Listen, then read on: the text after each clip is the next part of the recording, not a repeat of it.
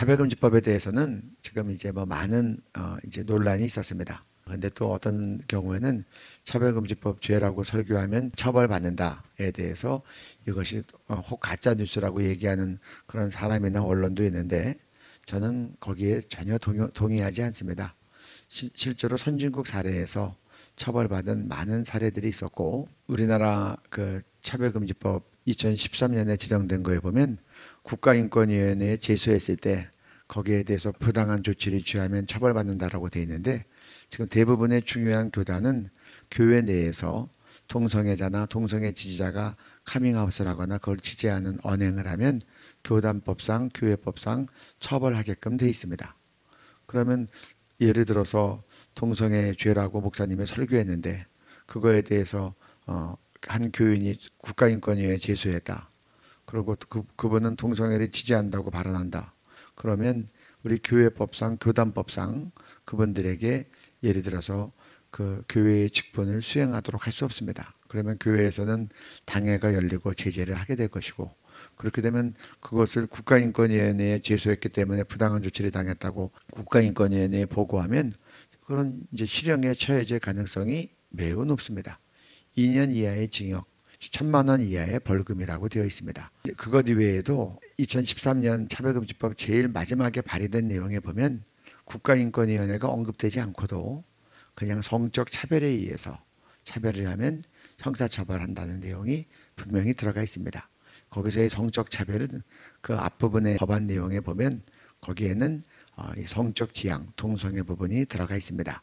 그래서 이 차별금지법은 실제로 동성애에 대해서 성경대로 죄라고 설교하는 분들에게 굉장히 큰 위협이 될 수 있고 또 통과되면 실제적으로 형사적인 조치가 취해질 수 있습니다.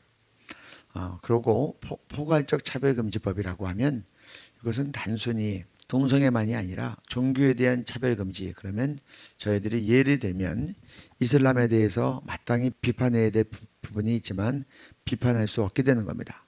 예를 든다면 이슬람의 한 명의 남자가 네 명의 여자를 거느려도 되는 그런 내용들이 있죠. 그리고 또 명예살인이 있습니다. 그래서 여자들이 순결을 잃을 경우에 그것 때문에 그 집안 남자들이 그 집안 순결을 잃은 그 여인을 죽일 수 있는 겁니다. 그런 것들에 대해서 인권 유린이라고 얘기하면 그런 이슬람에 대한 비판으로 간주될 수 있기 때문에 이런 것들이 실제로 매우 위험한 조항이라고 할 수 있습니다. 영국의 웨일즈에 있는 목사님은 이슬람에 대해서 비판적인 설교를 했다가 평등법에 위반돼서 이거에 대해서 다시 공개 사과하는 모습이 TV로 중계가 되고 어려움을 당했던 것을 봅니다. 또 사상에 대한 차별금지하면 그러면 이것은 공산주의 사상은 물론이고 김일성 주체사상까지 김일성, 김정일, 김정은을 신격화 우상화하고 풍화동포들 신앙의 자유 뺏어가고 예수 못 믿고 동상과 초상화에 절하다가 죽어서 지옥 가게 하는 이런 김일성 주체사상에 대한 것들에 대해서도 자유로운 비판이 제한받을 수 있습니다. 그리고 2013년에 나왔던 것 중에서 전과에 대한 차별금지인데 그렇게 되면 우리 초등학생들 교사에도 간접죄를 지은 전과가 있다든지 어린이 성폭행을 했다는 전과가 있다든지 그런 사람들까지도 다 이제 다시 교사로 임명될 수 있다는 것이 될 수 있습니다.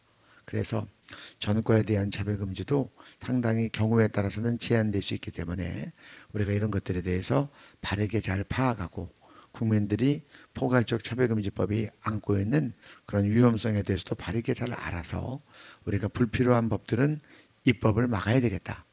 우리에게는 헌법상에 나와 있는 이런 자유와 인권과 평등 이것만으로도 충분하고 우리는 동성애자라고 해서 우리가 법적으로 처벌하거나 그렇게 형사적으로 처벌하거나 그런 적 없습니다. 유럽이나 미국 같은 데서는 그런 사례가 있었지만 우리는 그렇게 없이 지내왔는데 헌법으로도 충분한데 더 불필요한 법을 만들고 이것이 교회나 교회 지도자들 성경대로 가르치려고 하는 자들에 대해서 우리가 독소조항이 될 수 있다면 교회가 알고 함께 연합해서 마땅히 막아야 될 것입니다. 그리고 막기 위해서 우리가 합당한 말을 하고 또 합당하게 성명을 내고 우리의 입장을 표방하여야 될 것입니다. 물론 한국교회는 연합해서 이것을 위해서 기도해야 됩니다. 주님의 은혜로 오늘까지 우리가 차별금지법을 막을 수 있었고, 우리가 연합해서 계속 기도하고 주님의 은혜와 힘을 구하고 우리가 노력해 나간다면 우리는 통성의 차별금지법이 합법화되지 않은 거룩한 대한민국을 이루어서 땅끝까지 복음 증거하는 그런 제사장 나라, 선교하는 나라로 그렇게 자리매김될 수 있겠습니다. 감사합니다.